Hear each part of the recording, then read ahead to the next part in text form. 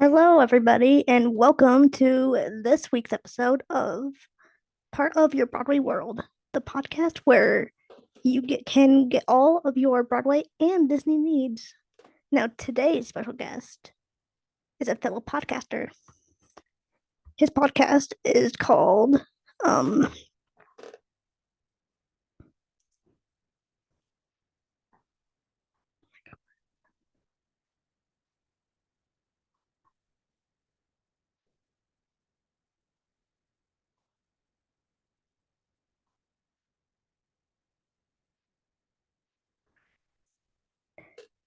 today's special guest is Dustin from the Dustin Can Read and Watch podcast. Today we're talking about Grease 1 and 2 and the canceled um streaming service show Rise of the Pink Ladies. So please let give a warm welcome to Dustin.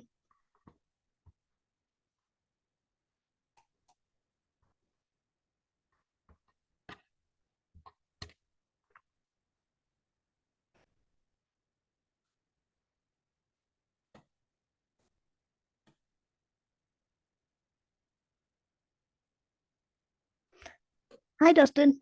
Hi. How are you? I'm good. How are you? Oh, I'm good. I'm great. Awesome. Uh, so so today we're talking about Greece. Okay. Of Um, course. of course, because I just felt like we needed to because of the show being canceled, and I wanted to know your opinion on that and everything. Right. And I recently saw your TikTok clip of you talking about Grease of Rise of the Pink Ladies. Like I saw that TikTok of it. Oh, you mean where I was talking about how I was doing a mini-sode podcast mini-sode Yeah, for it? Okay. and then like it was like the one where you were talking about like how it got canceled and everything Mm-hmm. with like the TV it was kind of really cool. It was like that 1950s TV. Yeah. Yeah, Yeah. it was cool. Yeah. Yeah. Thanks. Yeah, I was just talking about how in the episode it was about not just about the Rise of the Pink Ladies being canceled, but about any show being canceled. Yeah. But that had like a cult fan base that it Mm-hmm. really didn't get a good proper chance to thrive, Mm-hmm. and I'm tired of it happening over and over, and it often happens to things that I like, because I don't like the usual stuff that a lot of people like. I'm not a big crime drama person. I'm not a big reality TV person. I like a comedy. I like a fantasy kind of, a light fantasy, not anything too immersive. And then, I like musicals. So I just like, good escapism, and Grease being one of those musicals that most of us grew up with from an early age, at least in my generation. I'm a older millennial, a zennial, if you will. And we just grew up with that, and then later on we just rediscovered Grease 2, and it Mm-hmm. became a cult thing too. So I got into this show because of that, and for other reasons as well. And I just kind of went, you know what? I'm kind of tired of things that I like getting canceled for no reason, or no reason whatsoever, or at least not a proper reason, and they didn't give it a chance, Right. So I Right. just decided I wanted to put out an episode about that in general, and then also talk about what you can do Mhm. to help Right. save the show. Right. Right. And I also wanted to especially making this episode, I wanted to talk about like what we can do to say, like, get that word out there, like, hey, this show needs a new home because this is really important. And Yeah. yeah. Yeah, I agree. I like how it's all, a mostly female led cast, and the girl power aspect of it. And there's also Mhm. a non-binary actor in there who's Mhm. playing, I guess, technically a female character. So, Right. um, and I think that I love that. I love the girl power aspect of everything. I've always loved that kind of theme. And I loved it in Buffy. I loved it, Hmm. when I was talking about my so-called life and my minisode, that's very much a female-driven show. It's mostly through a girl's eyes, Hmm. and I like that. I don't know why. I've always been intrigued by it. I don't think I'm non-binary or trans or anything. It's just I just always been intrigued by, the feminist movement type of thing. Right. Um, and I just that's a big reason why I got behind this show, because I like that. The it's not really about they call it a girl gang, but it's not a typical gang that people would beat up others or hurt anybody. It's mainly a club. It really is kind of just a club. They just call it Right. a girl gang. But they're friends, and they're there for each other, and they get into trouble for each other, and I like Hmm. that. I like that, Right. camaraderie. Right. Yeah. Yeah, me too. I especially me, like I saw myself in Cynthia, which is played by Ari, who is non-binary, Correct. non-binary character, or a person that played that character. And I really saw myself in that character, and I saw myself in this show, and it was something I could relate to, and especially because there's like not very many shows that are like queer centered. You know what I mean? Yeah, I know what Yeah. you're saying. Or that, that the character is an important character, Right. and Right. crucial to the plot and moving it forward, and somebody you Hmm. root for. Right. Yeah. Yeah. Exactly. Right. And like especially this show, and I noticed this in the show. They really hit the nail on the head with like all the things that are happening in today's society. And they kind of did a really good job talking about that in like without being like, oh, like right in your face with it. Yeah, it wasn't a preachy approach, you know what I No. mean? Like a very special episode type of thing where you kind of go, okay, whatever, Right. you're talking to us like we don't understand the world around us. Hmm. But yeah, I like that as well. I liked how it it treated it very subtly at first, and it just Hmm. grew as a natural thing, natural element of the show. Um, Also, like the slight nods to racism. Hmm. There's also the sexism of it all, Yeah. especially of the times, Hmm. and the thing is, that's what's funny is that a lot of it, I mean, maybe the focus wasn't as bad, but it's always the same repetitive thing. The Hmm. adults are always against what the kids are doing. It's Yeah. constantly, and that's actually in real life. It recycles over and over, Hmm. and that's why it's so relatable, Hmm. because it's. Did you know that sounds like a side thing, but the CW was mainly supposed to be aimed at teens and young adults? That's the Oh, type of programs. I didn't know that.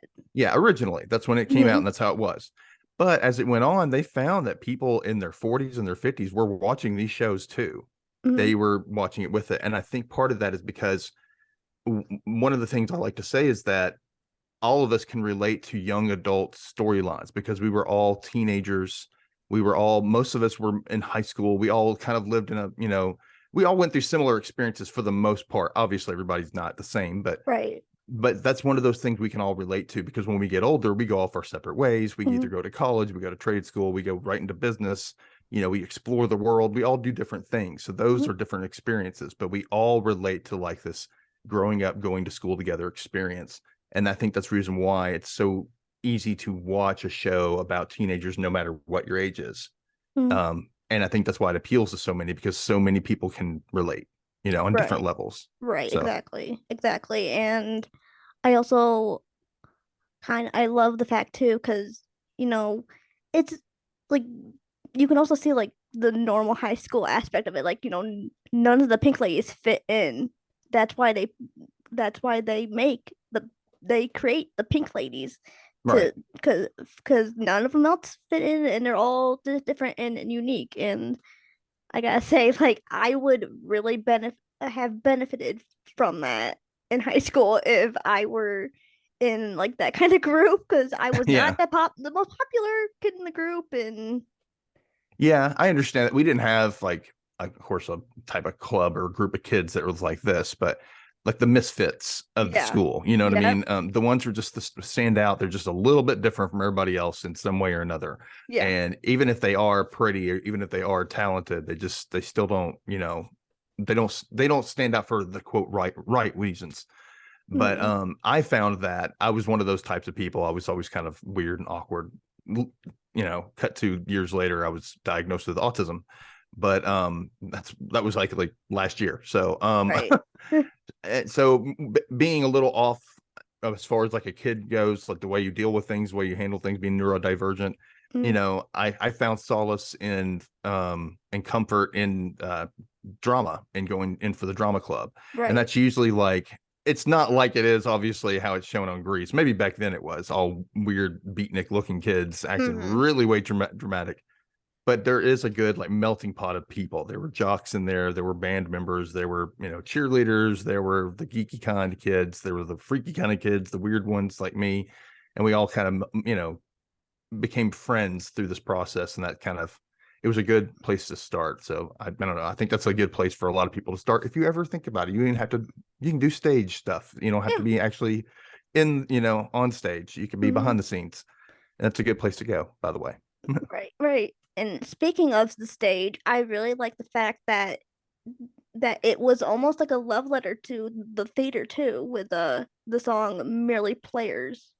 Yes. And I really appreciate that because as a theater kid, no, I like I didn't do any theater, but I love theater. It's like my life. Like my grandmother used to take me all the time to see shows. So like it holds a like special place for my heart. Yeah, it's sentimental. Yeah. Yeah. So to see that is just wonderful. Yeah. I mean, I was a theater kid growing up after I, in high school, started doing some theater in high school, went into theater in college for a little while. And then I came back home. I left that school, but I came back home and went to school and started doing community theater. Hmm. And, I just think it's fun. It gets you out of your head. It makes you put yourself into somebody else's situation, Yeah. and you're not you for a little bit, which is fun. So Yeah. And then with like Grease 2, like okay, I'm gonna like admit something here. Like I've never seen Grease 2. I've never seen it. you should definitely. It's goofier. It's goofier than Grease One, and Grease One is still kind of goofy. I mean, Yeah. and in a way, Rise of the Pink Ladies has this goofy appeal to it too. It's got to fit into that universe somehow. It's got some Right. comedy and silly moments, and Mm-hmm. some over the top, like what Mm-hmm. Right. but that's Right. the whole appeal of it. It's a fantasy universe in a way. But Grease 2, it's a direct knockoff of Grease 1. It's the same storyline, except the sexes are reversed. Mm-hmm. And some of the songs are just wild, and I love everybody has favorites. I think everybody likes Reproduction, everybody likes Cool Rider, and Girl for All Seasons. That's one of those songs, and it's very, very Pink Ladies heavy. Right. Grease 2 is. They Mm-hmm. focus a lot more on the Pink Ladies, and Right. because the main girl is Michelle Pfeiffer, and she's basically the Danny Zuko of Grease 2. Like Right. that's why I said the gender swap thing. Mm-hmm. And it's Sandy's cousin that comes, and he's coming as an exchange student, and he meets Frenchie. So Frenchie is basically the only character that's been in all three incarnations of the Grease universe. Right. Right. Because I read too that Grease 2 didn't really do that well. Like not really many people like liked it as much as Grease 1.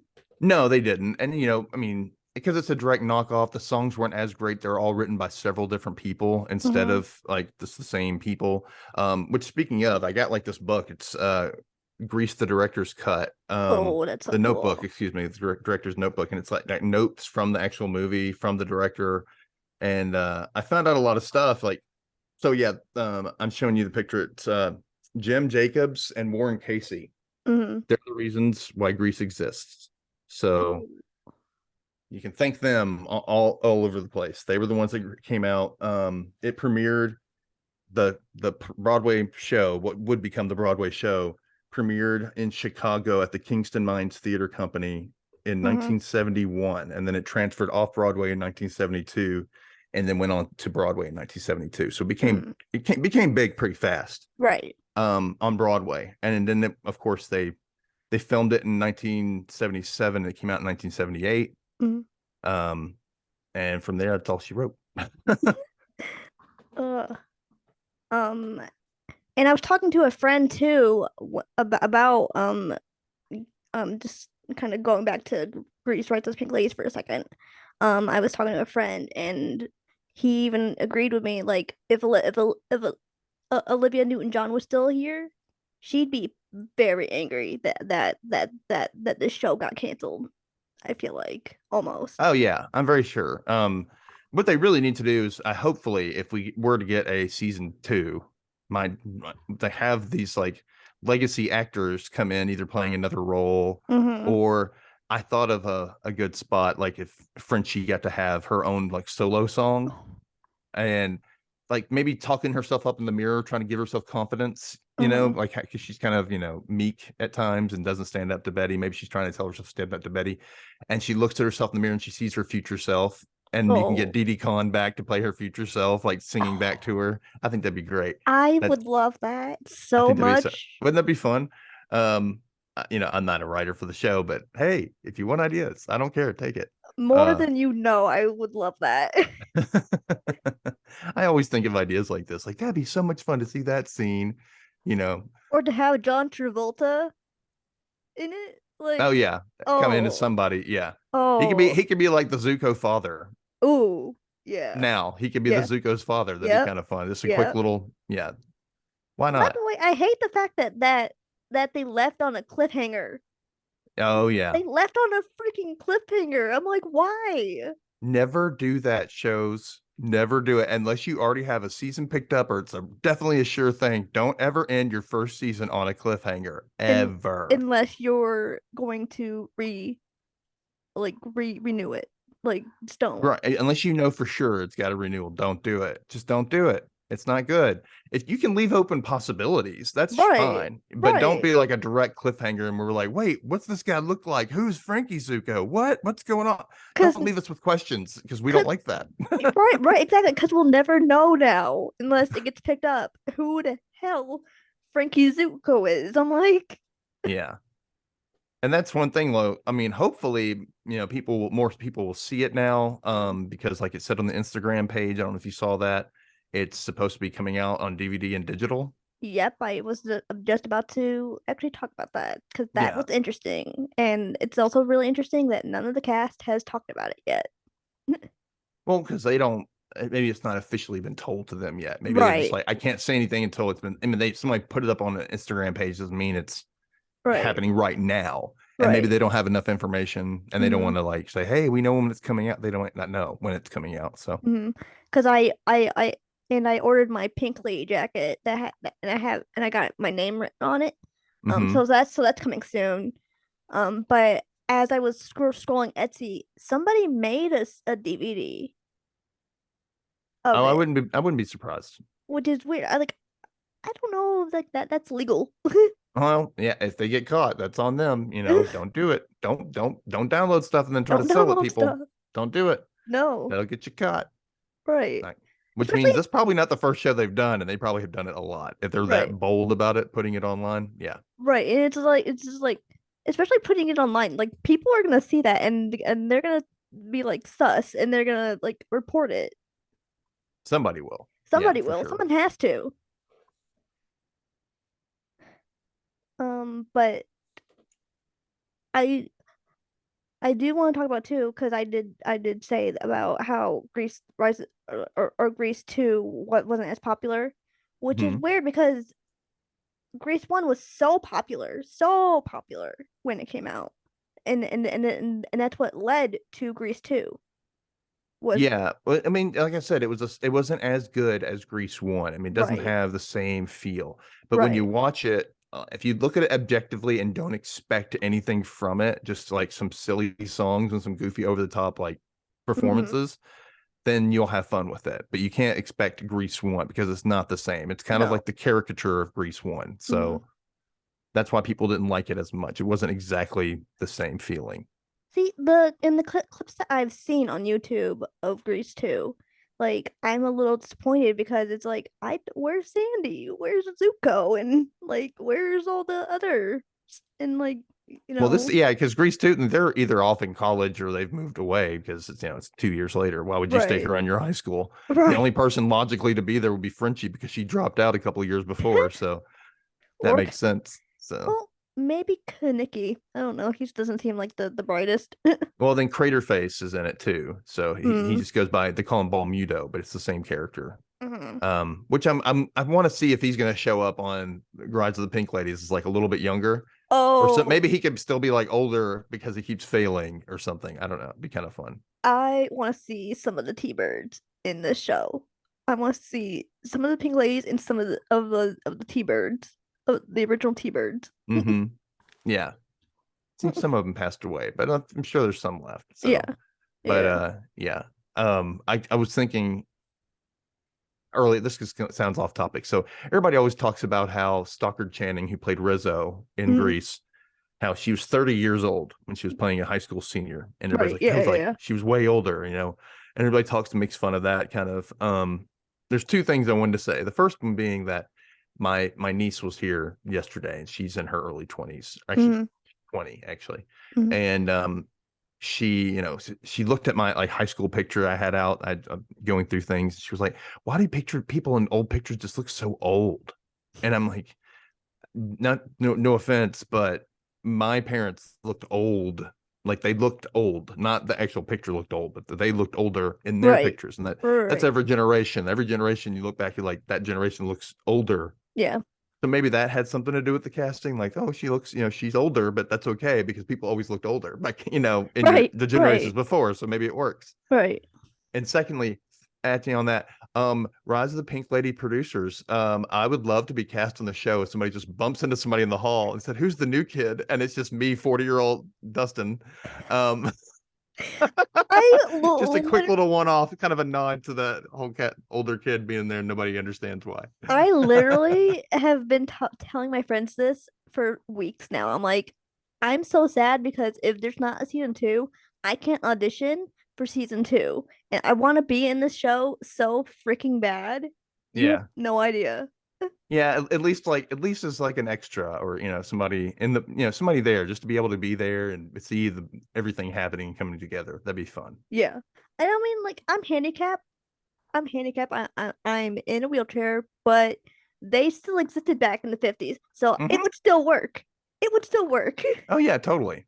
And maybe you could just you didn't even have to be in a wheelchair. You could be sitting at a table Right, somewhere. You know what I mean? exactly. Just so either way, Nobody it would be doesn't. the wiser. No, no, that'd be fun. Yeah, and Yeah. they're an inclusive. It's an inclusive show, so I mean, why not?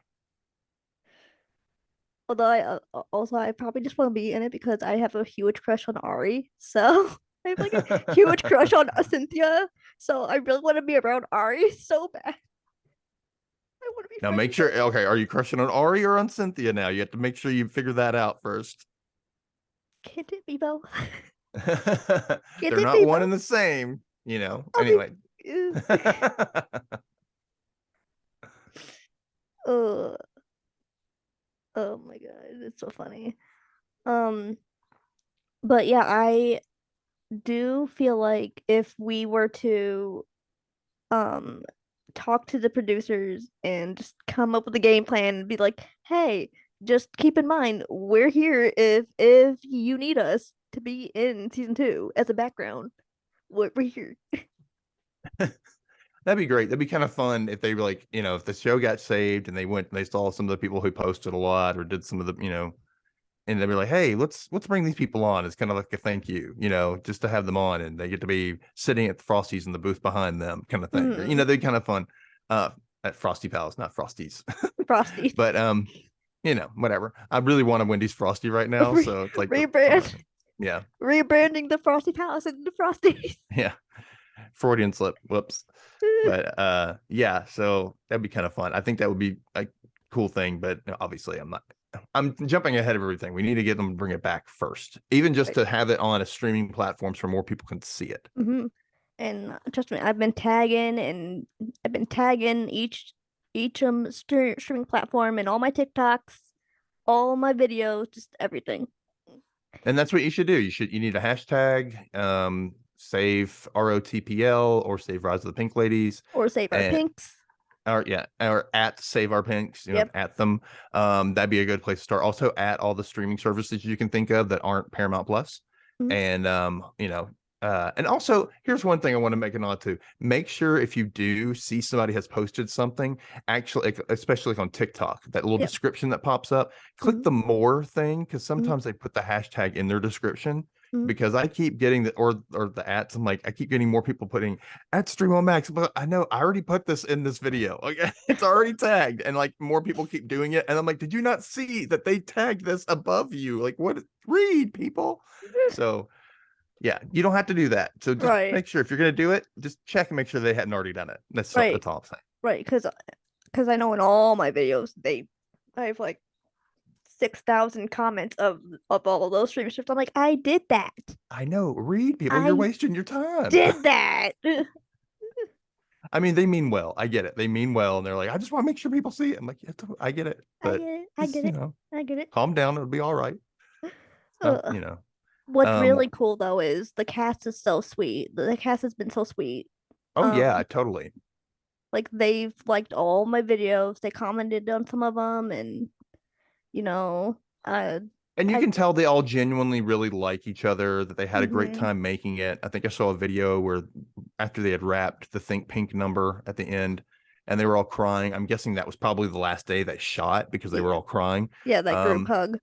and or maybe it was just because it was the last song they did. Yeah. But yeah, when that happens a lot, especially in theater and drama, anywhere you bond because you Mm-hmm. become you all have to work together and people don't seem to get that. Like people are always like, I want my kid to play sports because that's a team mentality. I'm like, there's a team mentality in theater, guys. There's Mm-hmm. totally a team mentality. Everybody's got a role to play, Mm-hmm. either literally a role on stage or somebody's going to do costumes, somebody's doing props, somebody's doing, sets and stuff, somebody's running things back and forth and just helping people change backstage. Everybody lighting and all sorts of things. They all had to Mm-hmm. go off without a hitch. That's why you rehearse over and over. It's a lot different than playing sports because you can't rehearse a play. You can practice it, but Right. you can't rehearse it. Rehearsal is Right. to do the exact same thing, have the Mm. same outcome each time. You Yeah. can't do that in sports. You don't know what the outcome's going to be. Mm-hmm. And that's why it's I think it's more meticulous. It's a little bit more of an effort and team mentality. Everybody has to be like, I have to do this. Yeah, I didn't get the lead role, but I did get a role, so I have to play that part, and then I got to help her out wherever I can afterwards. You kind of humble yourself for it, and I Mm-hmm. love that.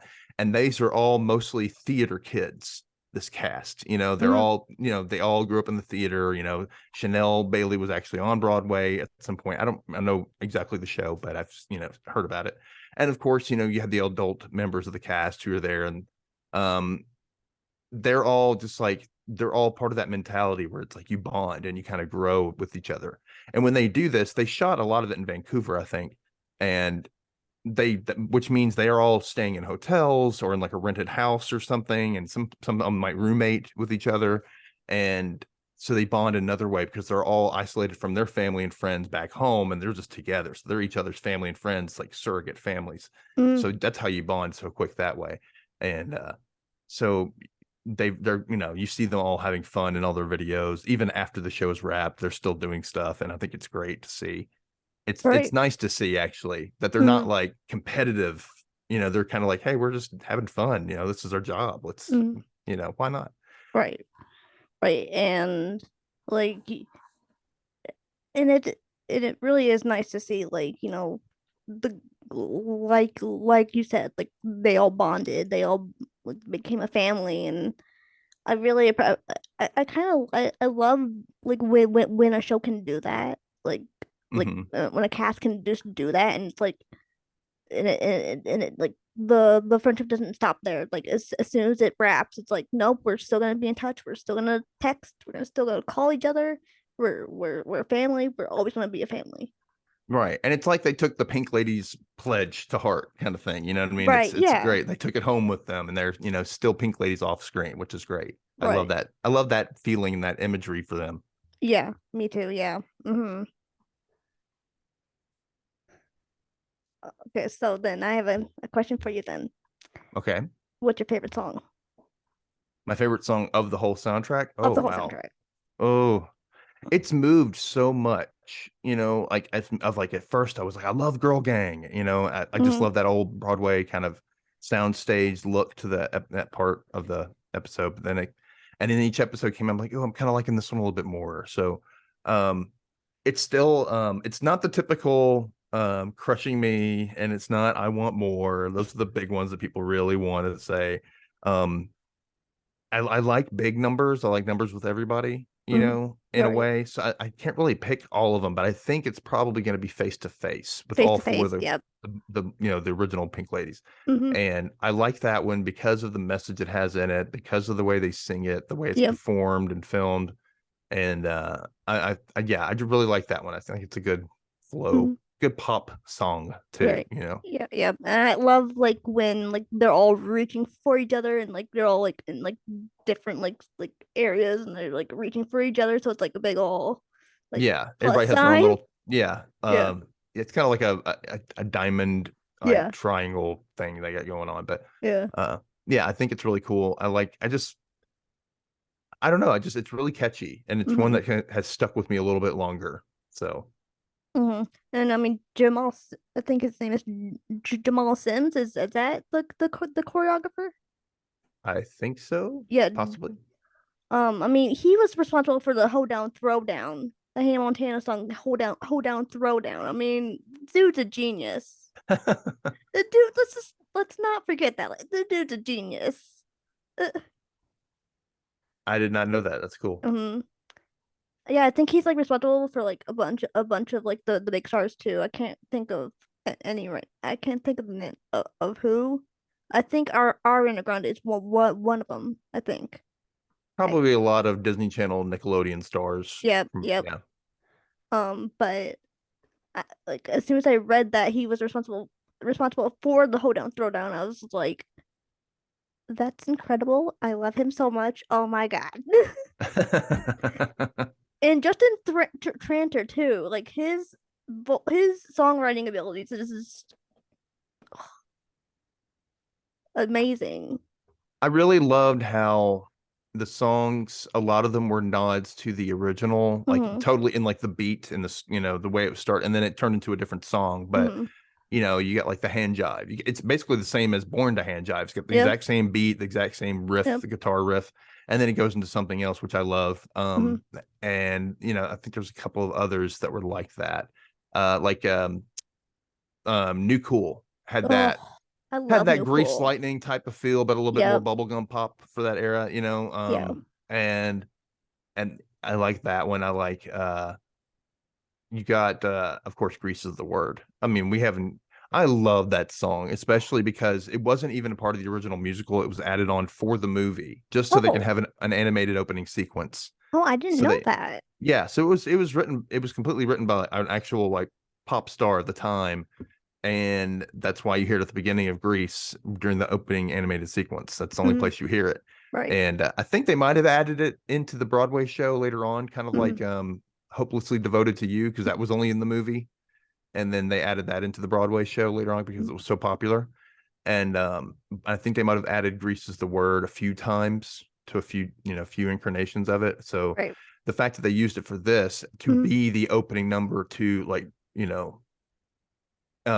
introduce all of the characters as they came in and all the Right. situations that we're looking at that happened over the summer. It was a good, hey, previously on the part you didn't see, Right. it's kind of Right. like what it was.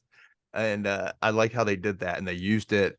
They split it up the lyrics well enough for each of the future Pink Ladies at the time Hmm. to actually match up to them, and I like how they did that. It was really Right.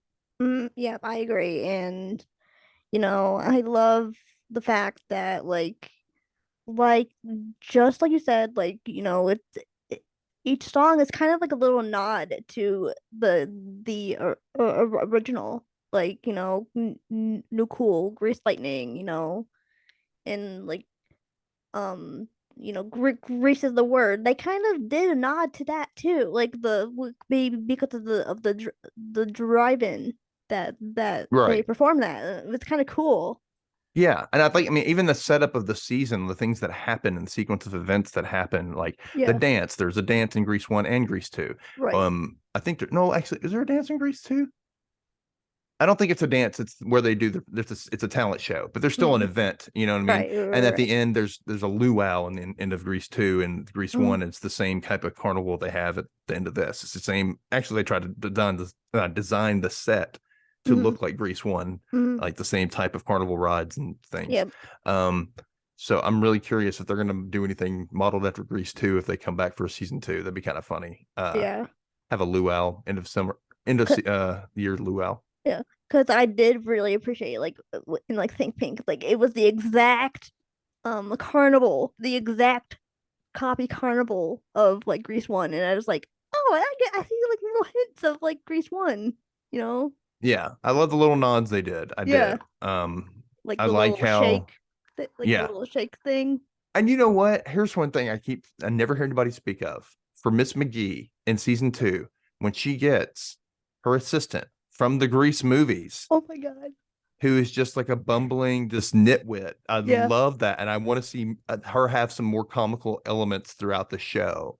I And she's like, loved. Miss McGee. Oh, in Grease 2, there's a part where they're like doing like a bomb drill. So they're like doing this horn through Yeah. the intercom system and nobody's paying attention. Nobody's phased by it at all, but Mm. she's freaking out. And the assistant, I can't remember her name right now. She's doing it, Miss McGee, it's so loud.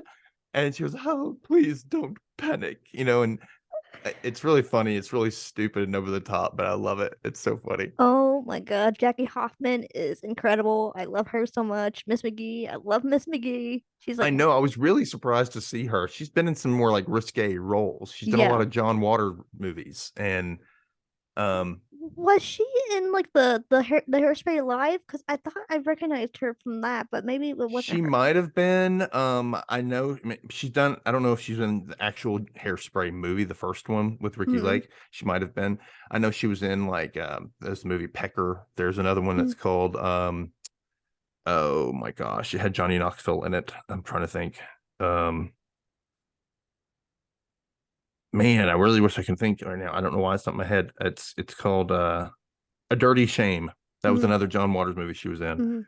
mm, Yeah, and just if anybody watches these movies, just be aware it's very risque, it's very mm-hmm. crass and a little bit of gross humor in there, but if you can handle that, that's fine. But I don't encourage anybody underage to watch it. Uh, but yeah, Jackie Hoffman, like she's incredible. Best at the best as as Miss McGee ever. Like, and the way, and she's so funny with is it Nichols? Is that the principal? Oh, the principal? Yeah, Yeah. she's so funny when like her lines are so funny with him. Like Oh it's just yeah, they do a good little yeah kind of like a little comedy duo, yeah bouncing off each other. Yeah, he's really good. I've seen his Instagram. He seems like a really funny guy. yeah Yeah. Yeah, and I think that that could see, she plays along with them as well, and that's pretty hmm funny. yeah But I think that was a good matchup for them for sure. hmm And my favorite line of when all the pink ladies were in like the in her office waiting for her, and Trisha, she has her like bandage like her bandage finger, like Oh the yeah, her mid middle finger's all her middle sticking up. fingers, Yeah. and she's like, great, now I can tell everyone in the school how much how I really feel about them. And I just died laughing. I was like, oh, that's so mean. That was so mean high school. No, I don't have to actually say a thing. It's just right there. Boom. I don't have to say a word. I'm like, it's so mean. That's so mean high school. See, I got told like I was a Cynthia or a Nancy. Mhm. I'm probably more Cynthia, but Mhm. I wish I was in Olivia. I wish I was in, I'm not that I think confident. everybody wants to be Olivia I want to be Olivia so bad. because she's A, gorgeous, B, just tough and smart, and yeah. Oh, she's so like well, even a Jane, I like she's so smart and so like so confident and just like she knows what she wants, and Yeah. yeah, just I want to be all of them. Okay, I want to. There's not. I Yeah, can't just pick you want to be a one. piece of all of them. Even Hazel. Hazel's smart too, and and Uh. she's reserved. She's very like, no, I'm gonna think clearly about this and logically. And that's what you want. Mm, You want to be able to, at least you want that friend that's like, no, yeah. no, no, wait, let's really think this through. Right. That scene. That scene of like when like Hazel goes to Jane and was like, I like two the same boys, and like and like you've been through this, so maybe you can give me some insight in it, and well, it's like, ouch, ouch, Hazel, like Read the room, Hazel. Read the read room. the Yeah. room, read the room, there, dude. Well, Like that's not a good thing that she has two guys fighting over her. That's like Sophie's choice here. well, I mean, it's not a bad thing. I'd rather have two than none. Right? I mean, yeah, but you're in high school, so it's like, does that really matter to have two guys fight over you? Still in high school, you feel like everything's the last of everything. You've got to grab it while you can, Bro, I mean, you know? yeah, true. That's true. Ugh. I did also want to point because I don't I remember this one scene too where like Trisha go like I think it was like after they all run out of the church, and like Trisha goes back and like slaps the what I can never remember their name, like the guy name. It's Mr. Daniels. yeah, Leonard Daniels. Yeah. Yep. And she goes back and she's like slaps him, and he's like and it like just slaps him, and just like she's just a child. She is a child. I love that. I'm like, yeah, exactly. Why weren't the parents Exactly. slapping him? Like, Why were the parents letting her do this? well, that's what the mom was like. I really regret doing that. I'm like, you can stop it at any moment. She's You still a child. you could have stopped it. You could have literally stopped it. But no, you were just sitting in the pew watching her almost get married and not doing this damn thing. It took like Yeah. four of the pink ladies to like run into the church. But you also got to look at the parents' point of view. It being 1954 and their Latina daughter is going to marry a white man. That's a lot of Mm-hmm. power they're about to gain. A Right. lot of status that they're going to Yeah. have in the family. They're going to have Mm-hmm. some pull somewhere with that. So Mm-hmm. that's for them. That's a stepping up. So and the mom's like, did I really just trade my daughter for this? I really regret making this decision. You know what I mean? Like Right. that's probably the deal that they was talking about. It'll be good for you. It'll be good for the family. That kind of Yeah. thing. And Yeah. it's true. That's you have to think about the politics of it all at that time. And Mm-hmm. it's not said in the show, but if you think about it, that's kind of something that would apply. Mm-hmm. But even like watching like the all the pink ladies like run into the church, like you can see like they're different. Like, well, at least to me, I saw like their different relationships to the church, because like sit like they all kind of in their own way, at least to me, looked a little uncomfortable in the church, like because like Cynthia is like she's just like walking in and just more like, peace be with you, peace be with you, and just like I don't know what to do. They're not church folk. They don't know what to Uh, do. Yeah. Cynthia's just acting so awkward, just bowing. Uh, Well, and I do also love like the Cynthia and Lydia scenes too. Like just to see the queer love like that is just amazing. I like how it was done. It wasn't done where it was, I don't know, it wasn't sappy. It wasn't too I'm too tortured about this for too long. It was only a few Mm-hmm. episodes, but you still Right. got the gist of what, maybe Yeah. she's been feeling this the whole time and didn't realize she was feeling it type of thing. Yeah. And so I like how they did that. And then when she, you get you get their whole dynamic and you can understand Lydia's point of view because she's been burned before. And then, Cynthia goes and tells Nancy, which was also an awesome scene. It's Oh, so great, so well done I without knowing what cried. they said to each other. You know what they said to each other, type of thing. I Um, cried that yeah, whole scene. I did too. I I did bawled. too. And I don't come out. Coming out scenes are so, to me, most of the time they're cliches. It's always Yeah. the same, like, you don't understand, that kind of. I'm like, okay, we get it. Okay, we all understand now. Stop saying we don't. We get it. Yeah. Um, so to go back and you look, you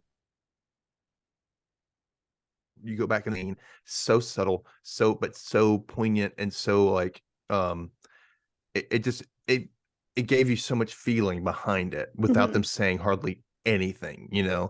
and just the piece of paper sliding back and forth, and just the look that Cynthia gives when she reads what Nancy wrote, which we don't see what Cynthia said, Mm-mm. which all I can think of is, I like Lydia, as more than just a friend or something like that. That's the only thing I can Yeah. think of, is maybe something like that she probably Yeah. said.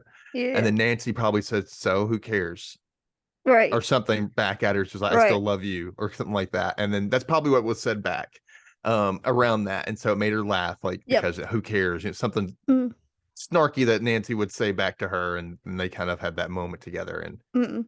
I And just like, and just like watching her just like sink into her lap, bawling, just mm-hmm, and like as the camera's like backing up and like expanding, it's like that made me cry. Like, yeah, because everybody knows that relief at some point. When you first tell somebody and you finally bring it, mm, that relief, whether you cried at that time or not, what that feels like, oh my God, I got it out. Somebody knows now. yeah. There's no going back, Mm, and it's a scared cry, it's a yep. relief cry, Mm-hmm. it's, my world is changing kind of cry. Mm-hmm.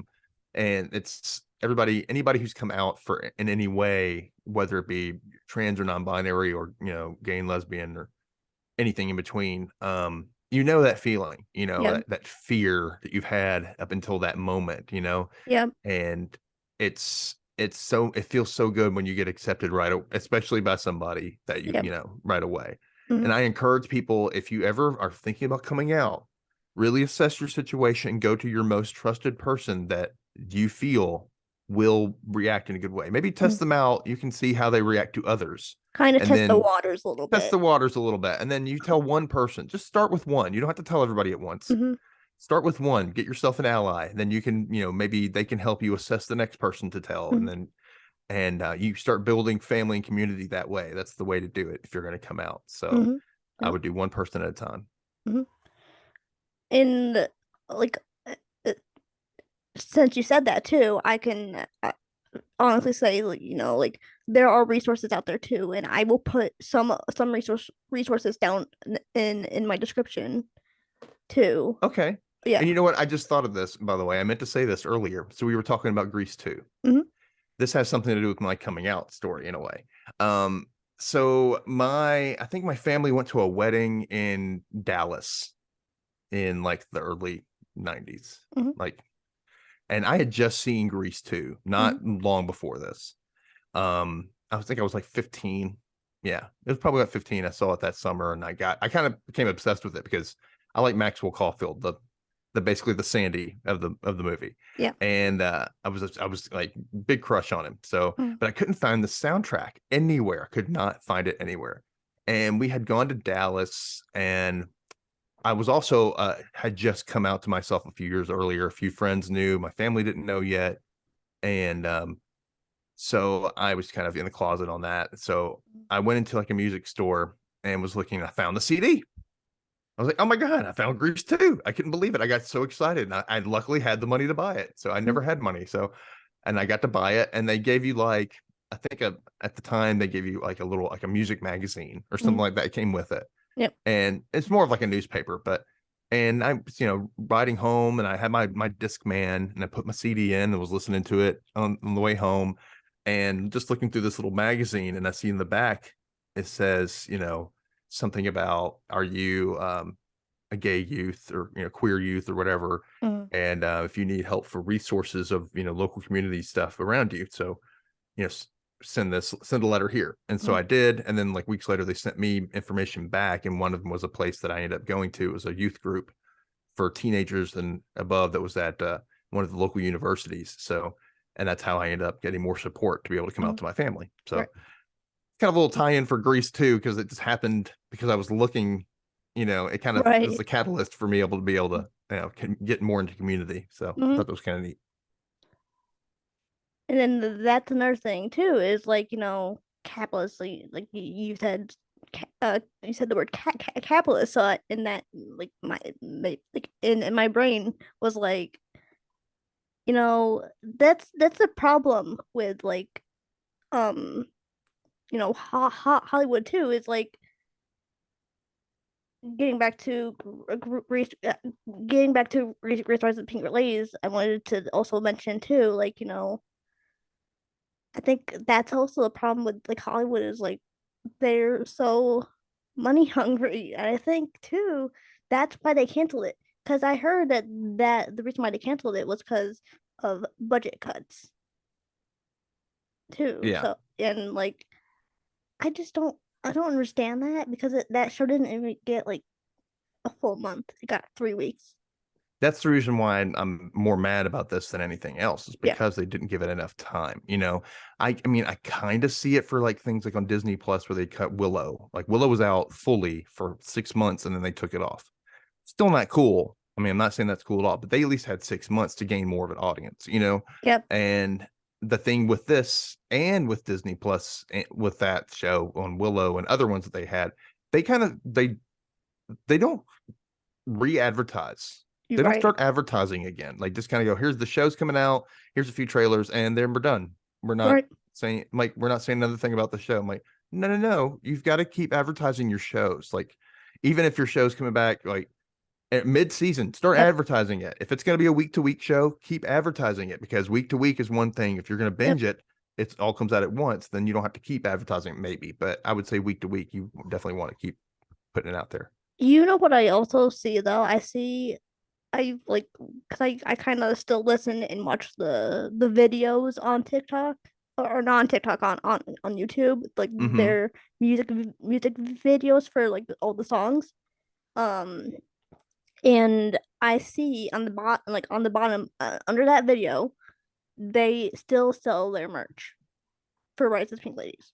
Oh yeah, I'm sure they do. Yeah, and I just They're don't going to think still try to make money off of it, even yeah though they don't. But see, the thing is, they don't want to budget cuts. They don't want to have to pay residuals. Like, well, this show's dead in the water. I'm like, no, it's not. You didn't advertise it well enough.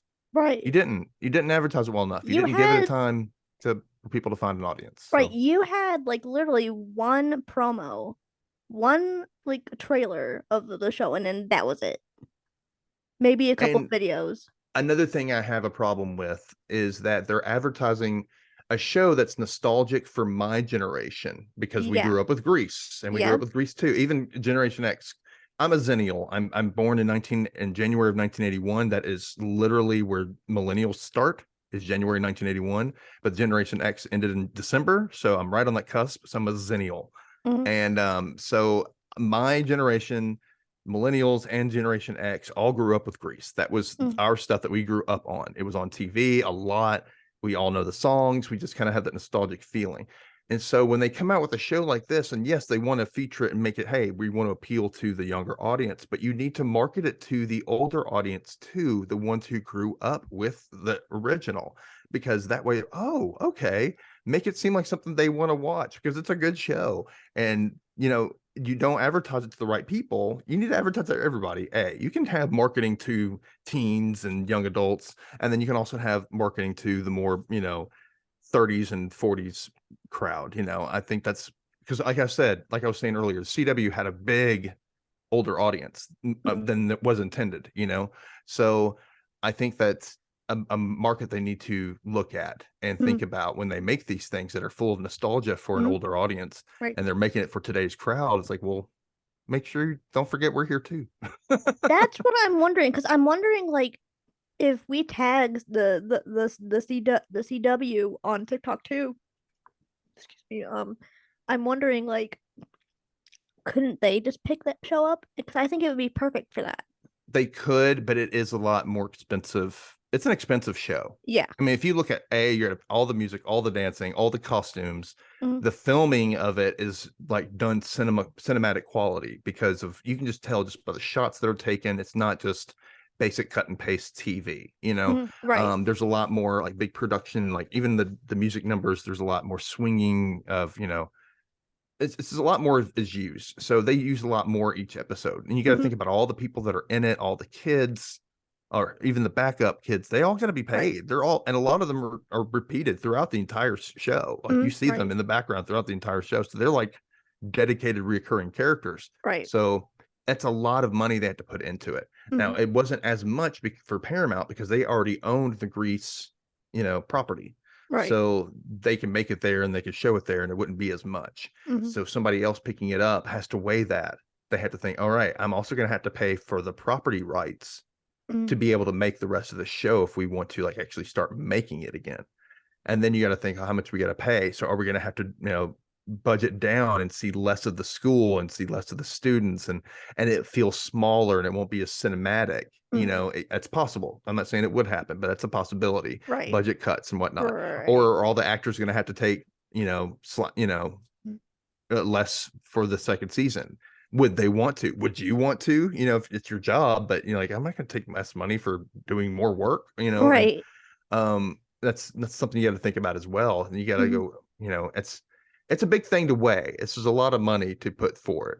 Right. And the CW has really been doing a lot of their own budget cuts lately. Hmm. So a lot of, and that also is the same thing for Max, Hmm. HBO Max formerly. They're both Warner Brothers. Hmm. And CW was sold to somebody else, but because they had lost a lot of money Right. in the CW, and because they didn't advertise to everybody, they Hmm. advertised to kids, and you didn't advertise to the adults who clearly are a big audience for this. Hmm. Stop underestimating it. Everybody likes young shows. Everybody does. Everybody Right. does. I don't Right. care who you are, but um, so they just gotta you gotta weigh all those factors. You gotta weigh the budget for the show. You gotta weigh and don't lose hope, of course. Right. Somebody, Right. if we get enough people, you got to get in more people. And hopefully, if it comes on digital and DVD or Blu-ray or whatever, and Hmm. people start showing it to their friends, and hey, watch this. I'll lend you my DVD, or I'll buy here's some money, buy the season.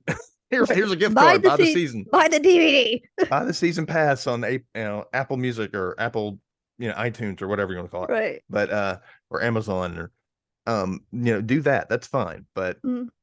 that's how you're going to get people to see it. I'm going to Right. invite people over. Hey, come over to my house. We're going to watch the show Hmm. together. Just Right. at least watch the first episode, see if they get into it. And maybe they will. If they do, they'll maybe want to, either come back and watch again or go buy it on their own. I Hmm. think that'd be a great thing. Or get the Right. music, Yeah. you know. Hmm. And I'm glad that the music sales have gone up and the listens have gone up. Hmm.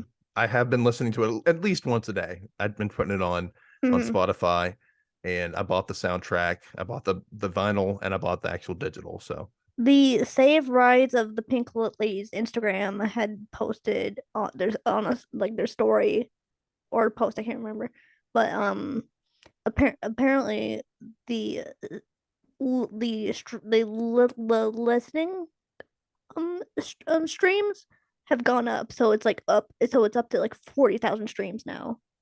right. uh, So is it the streams or the Billboard? Oh, the Billboard chart where you're like it was 70 or something like that, number 70. yeah, it was number 70, but like on like Apple Music and everything, or on Spotify, like like the listens like went up to like 40,000 Okay. And I now. know that like I Want More was at like 900 and something thousand. Oh, Like that's that, cool.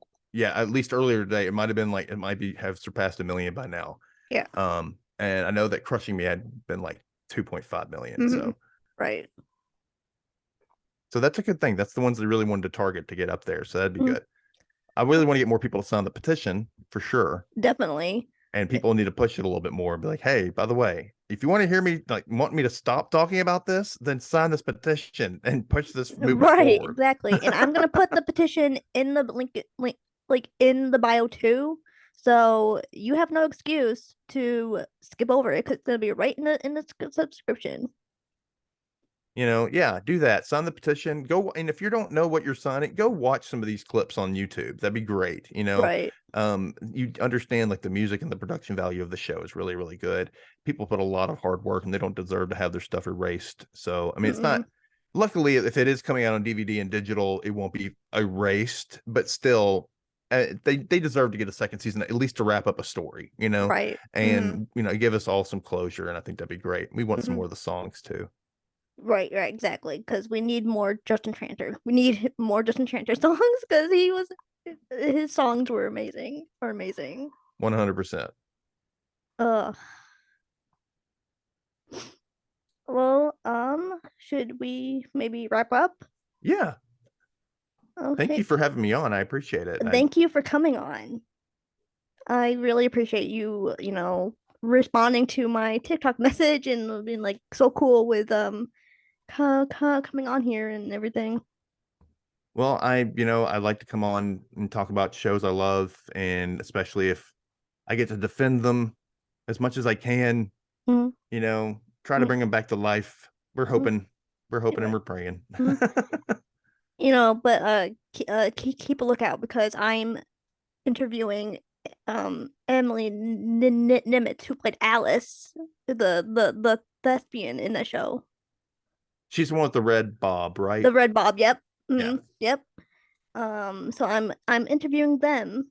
I don't know when yet, but I'm interviewing them, and they're gonna talk about the show too, and and they're gonna talk about the campaign and everything. So that sounds awesome. I yeah, can't wait to hear about that. I'm so excited.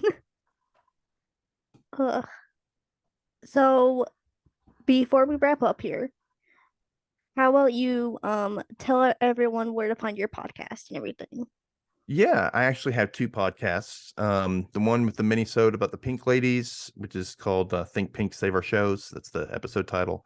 It's the podcast is called Dustin Can Read and Watch, Mhm. where I sometimes read books and watch TV shows. And then now lately I've been having panelists come on and we talk about certain topics each episode. So, and the other podcast I have is the Rewatch Recap, where I watch some older shows from like at least 5 years ago to maybe older than that. I Mhm. do a whole season of a show and we recap each episode and give it commentary and pick apart things that we didn't notice before when we first watched it. So Mhm. it's a fun show to do. All right. Well, thank you again for coming on. It was really fun. I really enjoyed it. Well, thank you again for having me. All right. I will talk to you later, Oh, hopefully. okay. All right. Bye.